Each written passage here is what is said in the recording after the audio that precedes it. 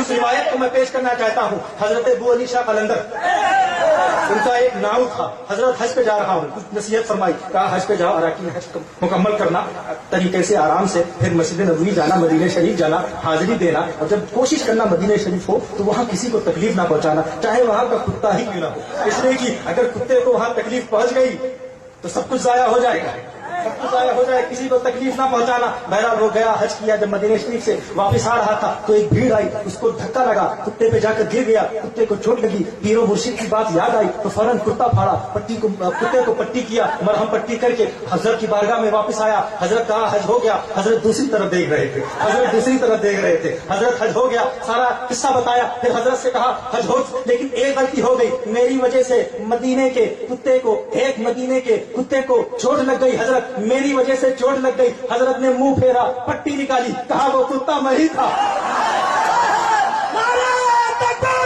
لیکن ایک غلطی ہو گئی, میری وجہ سے مدینے کے کتے کو, ایک مدینے کے کتے کو چوٹ لگ گئی. حضرت میری وجہ سے چوٹ لگ گئی. حضرت نے منہ پھیرا, پٹی نکالی, کہا وہ کتا میں ہی تھا.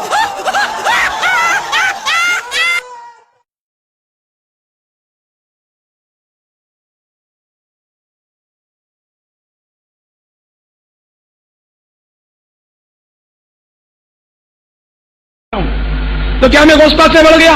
نہیں, میں تو غوث پاک کے قدموں کی خاک کا بھی غلام, خاک کی بھی خاک ہوں, ان کے کتوں کا کتا ہوں, خاک کی بھی خاک ہوں, ان کے کتوں کا کتا ہوں, جو کوئی ملا ان کے صدقے.